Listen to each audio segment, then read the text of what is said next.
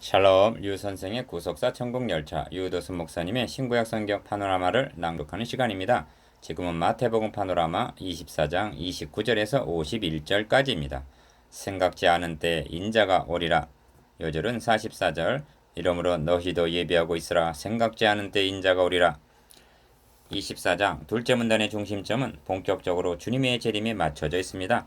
호련히 임하게 될 것을 말씀하면서 그러므로 예배하고 있으라 하십니다. 44절 인자가 구름을 타고 능력과 큰 영광으로 오는 것을 보리라 하십니다. 30절 그러나 그 날과 그때는 아무도 모르나니 합니다. 36절 그러므로 노아의 때와 같이 인자의 임함도 그러하리라 하십니다. 37절 다만 징조를 보고 인자가 가까이 곧 문 앞에 이른 줄 알라 하십니다.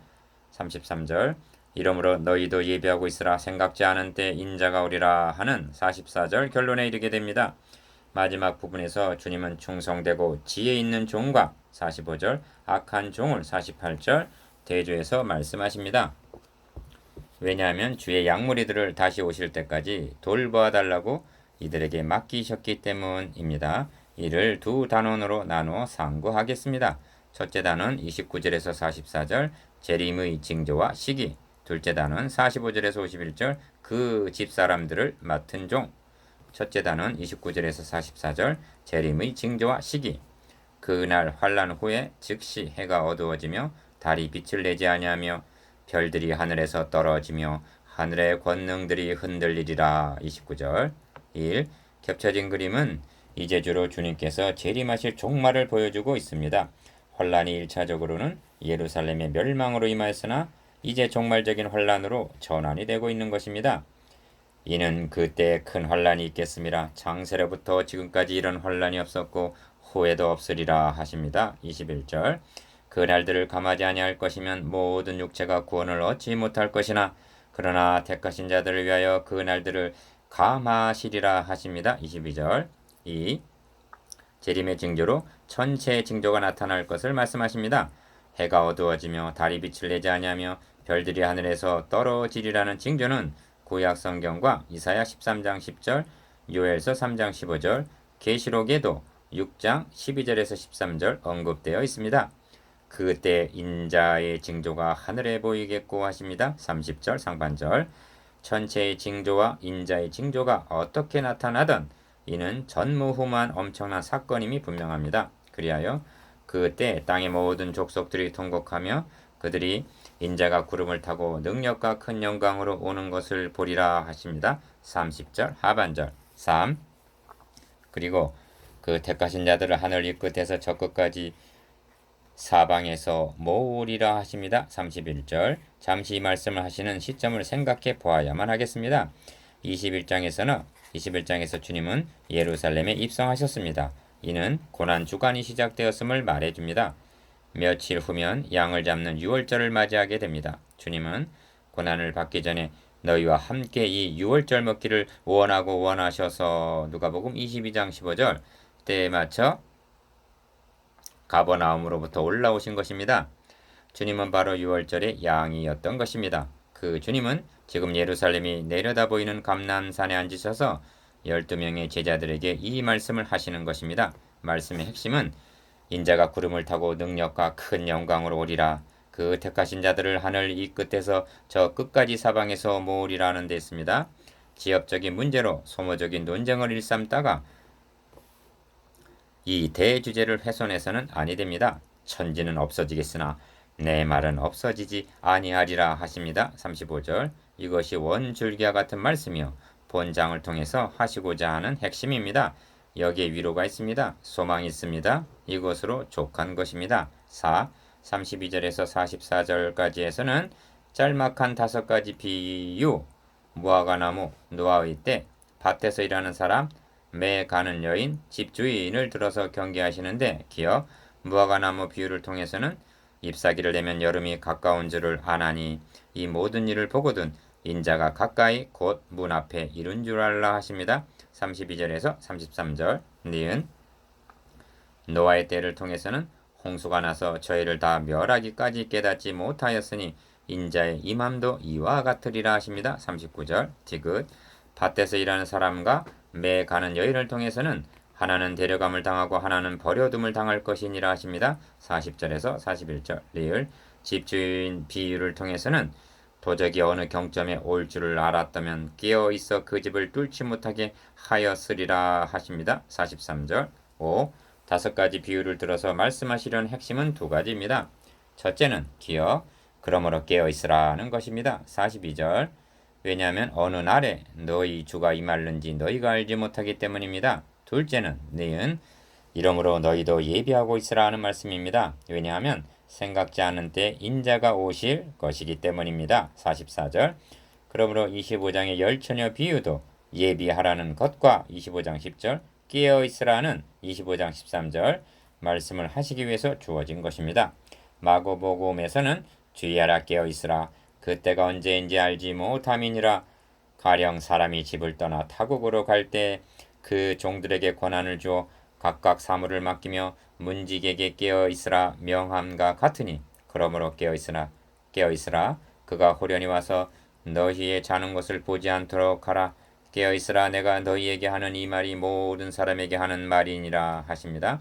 마가복음 13장 33절에서 37절 그렇다면 어떻게 하는 것이 깨어있는 것이며 예비하고 있는 것인가? 이를 다음 단원과 다음 장에서 보게 될 것입니다. 종말론에 관해서는 필자의 요한계시록 파노라마를 참고하세요. 둘째 단은 45절에서 51절 그 집사람들을 맡은 종 충성되고 지혜 있는 종이 되어 주인에게 그 집사람들을 맡아 때를 따라 양식을 나눠 줄 자가 누구뇨? 45절 1. 주님은 깨어있는 것과 예배하고 있는 것을 최우선적으로 그 집사람을 맡은 종, 즉 목회자들에게 적용을 시키십니다. 목회자만 깨어있다면 사탄이 틈을 타지 못하게 될 것이기 때문입니다. 기업, 자격 조건을 충성되고 지혜 있는 종이 되어 하고 충성과 지혜를 꼽으십니다. 주님은 너가 죽도록 충성하라 하십니다. 계시록 2장 10절 사도 바울은 맡은 자에게 구할 것은 충성이니라 하십니다. 고린도전서 4장 2절 성경은 주님을 충성된 증인이라고 말씀합니다. 계시록 1장 5절 그런데 주님은 충성만을 요구하시는 것이 아니라 지혜를 말씀하시는 의도가 무엇인가? 주님은 제자들을 파송하면서도 너희는 뱀같이 지혜롭고 비둘기같이 순결하라 하셨습니다. 10장 16절 니은 지혜는 하나님의 선하시고 기뻐하시고 온전하신 뜻이 무엇인지 분별하기 위해서 로마서 12장 2절 필요한 것입니다. 또한 사단에게 속지 않게 하려 함에서입니다. 고린도 후서 2장 11절 2. 그 집사람을 맡은 종의 임무는 때를 따라 양식을 나눠주는 일입니다. 이는 우선순위요 무엇과도 바꿀 수 없는 고유 권한입니다. 왜냐하면 그 집 사람들의 사활이 여기에 달려있기 때문입니다. 서기관과 바리새인들에게 너희는 천국문을 사람들 앞에서 닫고 너희도 들어가지 않고 들어가려 하는 자도 들어가지 못하게 하는도다. 배나 더 지옥 자식이 되게 하는도다 하고 23장 13절에서 14절 책망하신 이유가 그들이 때를 따라 양식을 나누어 줄 지도자 입장에 있었기 때문입니다. 이 임무를 바르게 수행하기 위해서는 지혜는 필수 불가결한 것입니다. 충성을 한다 해도 지혜가 없다면 일만 만드는 자가 되기 때문입니다. 데살로니가후서 3장 11절 3. 누가복음에서는 지혜 있고 진실한 청직이라고 말씀합니다. 누가복음 12장 42절 계시록에서는 주님의 이름을 충신과 진실이라고 말씀하고 있는데 계시록 19장 11절 목회자에게 있어서 진실은 생명과도 같은 것이라 할 수가 있습니다. 비록 말에는 조울하여 고린도후서 11장 6절 그의 설교가 유창하지 못한다 하여도 진실성만 있다면 성도들은 감동을 받게 되는 것입니다. 4. 주인이 올 때 그 종이 이렇게 하는 것을 보면 그 종이 복이 있으리로다 하십니다. 46절 이것이 목회자가 깨어있는 것이요 예비하고 있는 것입니다. 바울은 디모데에게 너가 너 자신과 가르침을 삼가 이 일을 계속하라. 이것을 행함으로 너의 자신과 너에게 듣는 자를 구원하리라 하십니다. 디모데전서 4장 16절 내가 진실로 너에게 이르노니 주인이 그 모든 소유를 저에게 맡기리라 하십니다. 47절 충성된 종과 악한 종 1. 만일 악한 종이 마음에 생각하기를 주인이 더디오리라 하여 48절 하고 악한 종이 있을 것을 말씀하십니다. 다시 강조합니다만 충성된 종과 악한 종은 같은 신학교 출신일 수가 있다는 점입니다. 무엇으로 갈라지게 되는가? 첫째가 좋은 씨를 뿌리느냐 가라지를 뿌리느냐로 분별이 되는 것입니다. 그러므로 바울은 그의 마지막 서신에서 디모데에게 너가 진리의 말씀을 옳게 분별하며 부끄러울 것이 없는 일꾼으로 인정된 자로 자신을 하나님 앞에 드리기를 힘쓰라고 권면하는 것입니다. 디모데후서 2장 15절 말씀이 혼잡되는 원인이 어디에 있다고 보십니까? 주의 재림을 믿지 아니하거나 더디오리라고 여기기 때문입니다.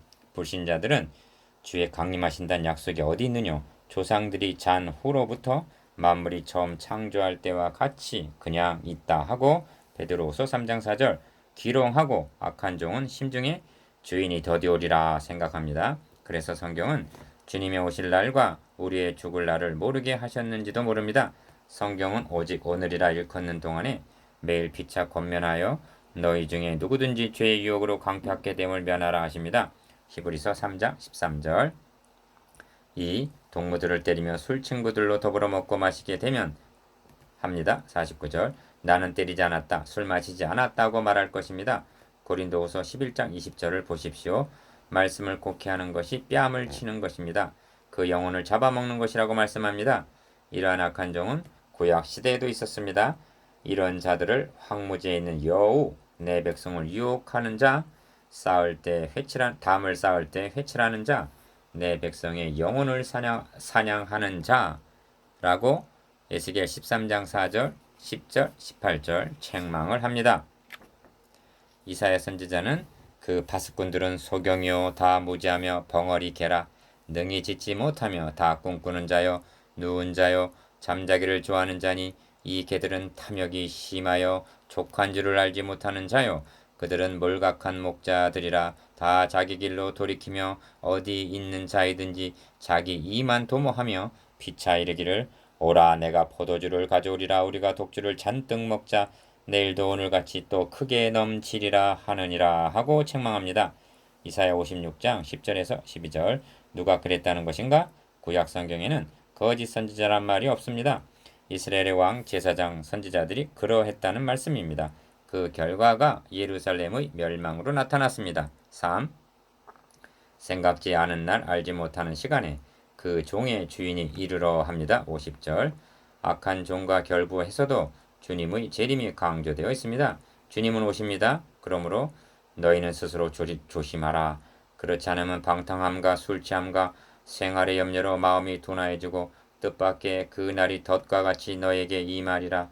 이날은 온 지구상에 거하는 모든 사람 위에 임하리라. 이러므로 너희는 장차 올 이 모든 일을 능히 피하고 인자 앞에 서도록 항상 기도하며 깨어 있으라 하십니다. 누가복음 21장 34절에서 36절 이 악한 종은 깨어있지 않았습니다. 예비하고 있지 않았습니다. 그러하다가 도적같이 맞이하게 된 것입니다. 4. 어미 때리고 외식하는 율에 처하리니 거기서 슬피 울며 이를 갈미 있으리라 하십니다. 51절 어떤 자들이 슬피 울며 이를 갈게 된다고 말씀하시는가? 기어 나라의 본 자손들은 바깥 어두운 데 쫓겨나 거기서 울며 이를 갈미 있으리라 하십니다. 8장 12절 니은 불법을 행하는 자들을 풀못불에 던져 넣으리니 거기서 울며 이를 갈미 있으리라 하십니다. 13장 41절에서 42절 디귿 예복을 입지 않고 들어온 자를 바깥 어둠에 내어 던지라 거기서 슬피 울며 이를 갈미 있으리라 하십니다. 22장 13절 리을 무익한 종을 바깥 어두운 데로 내어 쫓으라 거기서 슬피 울며 이를 갈미 있으리라 하십니다. 25장 30절 그리고 악한 종입니다. 51절 여기에 열거된 부류들은 모두가 거짓 사람들을 맡아 때를 따라 양식을 나눠줄 책임 있는 지도자들임을 명심해야만 합니다. 선생된 자가 더 중한 심판을 받게 되는 것입니다. 5. 24장을 마치기 전에 어찌하여 주의 재림이 이처럼 강조되어 있는가를 생각해 보아야만 하겠습니다. 기억, 구속사역, 즉 하나님의 나라 건설을 완성하시기 위해서입니다. 보라 내가 속히 오리니 나는 알파와 오메가요 처음과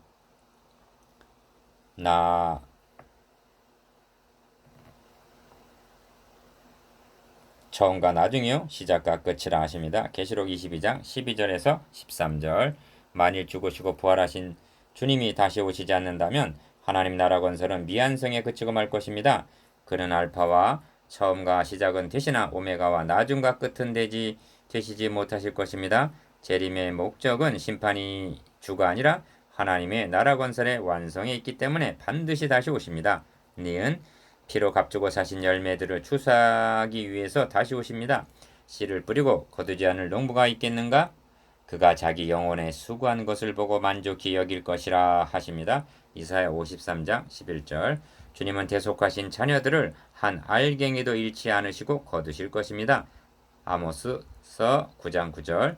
디귿 사탄을 온전히 멸하시기 위해서입니다. 다시 살아나심을 통해서 사망 권세를 잡은 자 사탄의 머리를 상하게 하셨으나 온전히 정복된 것은 아닙니다. 맨 나중에 멸망받을 원수는 사망이니라 하십니다. 고린도전서 15장 26절. 그날에는 우리의 낮은 몸도 주님의 영광의 몸과 같이 영화될 것입니다. 리을 내가 다시 와서 너희를 내게로 영접하여 나 있는 곳에 너희도 있게 하리라 하신 요한복음 14장 3절의 약속을 지키시기 위해서입니다.